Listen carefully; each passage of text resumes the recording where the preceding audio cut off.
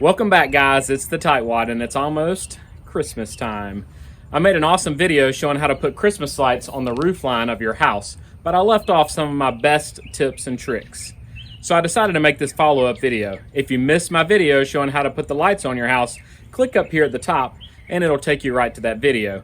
But stay tuned for tips and tricks for putting Christmas lights on your house.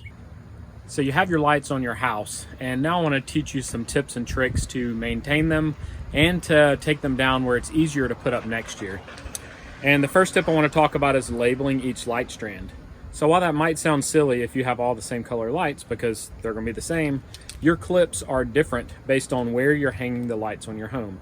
You may have some clips facing this direction, or you may have them coming in from the back side, or they may be flipped over completely. And later I'll talk about a tip about which type of clip is used for each application.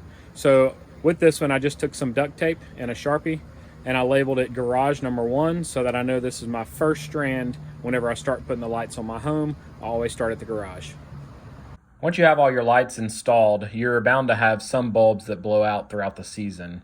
And it can be a little bit frustrating having to pull the ladder out just to replace a bulb.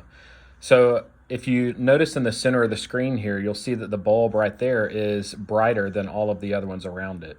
I have one that's completely out on the left side of the roof line here. So while I'm replacing that one, I'm going to replace this really bright one as well, because that's typically a sign it's about to blow. I wanted to show you the two different types of light clips that I have and why I like each of them.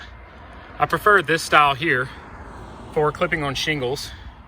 And that's because when you pull the bulb down when you're done, when you're pulling your light strands down, it's pulling against this back piece here instead of against an open clip, which is how these are made. So whenever I'm pulling them down after the season, it comes right off and I don't have to climb back up on the roof just to get my clips off. The other style I'll have has the opening on the back, and I'll pull this one off to show you. And I like this style for gutters. It clips right on the gutter, and they'll both clip on gutters or shingles.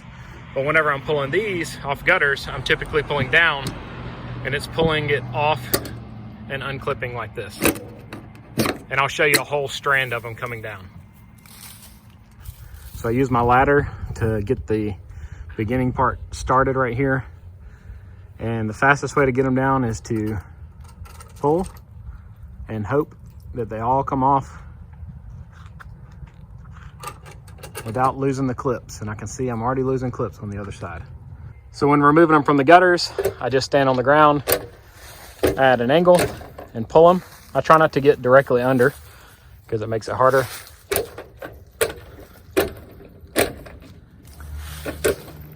See if we can get it all with no clips. And I'm coming up on the junction between my two cables.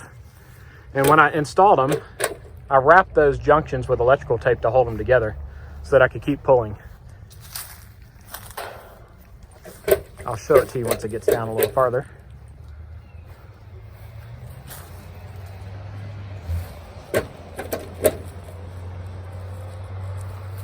So you can see this junction right here. I wrapped it with electrical tape, and it wasn't necessarily to keep water out, which it does as well. But when I'm pulling on it, it holds these two together. I have tried tying the two together, like looping them around each other and then plugging them in. But then that shortens the distance between this light and the next light. So to get my spacing correct, I've found that electrical tape between the two cords works the best. Another question I'm frequently asked is, you can see how my last light bulb ends at the very corner of my gutter back here. And you'll see, hopefully, when I pull this down, it'll all come down. But I simply remove the bulbs. And this is why I prefer screw-in bulbs over traditional permanent socket LEDs, because I can simply unscrew the bulbs I'm not using. I have no issue with water getting in the sockets, shorting anything out. So I just simply remove the bulbs and then I stick all these and the wires down inside the gutter. But again, making sure it's not tangled on anything, so when I pull it down, it all comes down neatly. Another thing I've learned over the years is that I'm always in more of a rush to put up my Christmas lights than I am to get them down. And I always struggled when I first started doing this to get the lights untangled when I just wanted to get them on the house. So what I've discovered is these single-use bags, as the state of California calls them, from grocery stores, work great for storing each strand separately, so you can grab a strand, and while you might have a few tangles, If you coil them up nice and neat like this to begin with, they're a lot easier to get apart if you're working with one strand, and that's what the bags do. The next thing to know is that I always put them in reverse order into the box. So I always start on this side of my house and work my way up and down. And then I go here and up and down. And then I go here and up and down. And then lastly, I go down that side of the house. To help it make it easier, I'll start with the ones that go down that side of the house and the bottom of the box. Then the next set that goes up there are the next level, and then so on and so forth, so that the first ones on the top of the box are the ones I'm going to start with right over here. I've learned that if I store everything in the same box, all the special adapters, special extension cords, and timers in the same place, I don't have to run around looking for them the following year. And my timers typically actually hold the settings from the previous year, but I put them all in the same box and put the lid on it, and then I'll see them again next year, pull them out, and we'll be ready to roll. My first year hanging my Christmas lights, I probably went to the store 3 different times just to buy one more extension cord. I'm going to give you some advice. After Christmas, they put extension cords on sale. This one was in the Christmas section, even though it's a standard exterior cord.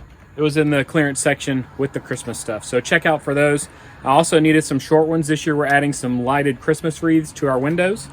These are candy cane stripe, which is not ideal, but they were so cheap. I spent like $3 each on these, and a nice can of black spray paint, and these will be perfect for hanging wreaths on the wall.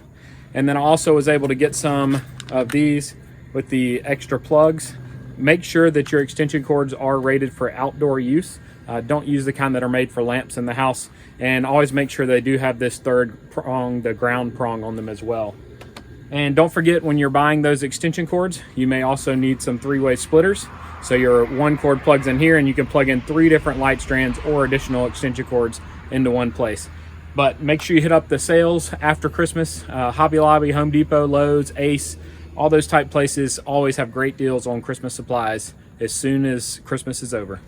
There are many different style of Christmas light timers on the market, but these are the type that I prefer, and I've used several of the different kinds.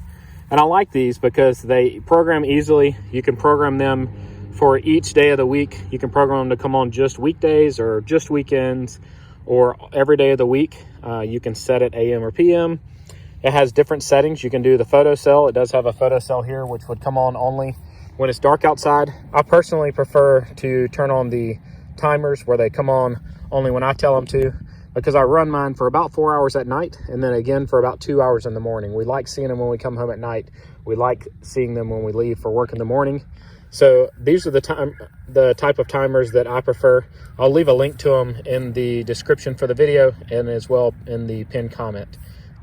I like to wear this type of glove specifically. I think they're called nitrile dipped gloves. They have some cloth on the top so they're breathable, and then they have a grippy side on the bottom. Here's some that are getting worn out, and here's a brand new pair. You can usually get a set of 10 of these for around $10 to $15. So once they wear out, I'll simply throw them away. But these are great because in the wintertime, fall and wintertime, whenever the air starts drying out, your hands start getting dry and cracking when you're out working and doing stuff with them, with the lights. So I like to wear these to protect my hands from that kind of stuff, but also these provide great grip for when you're climbing around on the roof. You can hang on to the shingles a little bit better because they're rubbery on this side.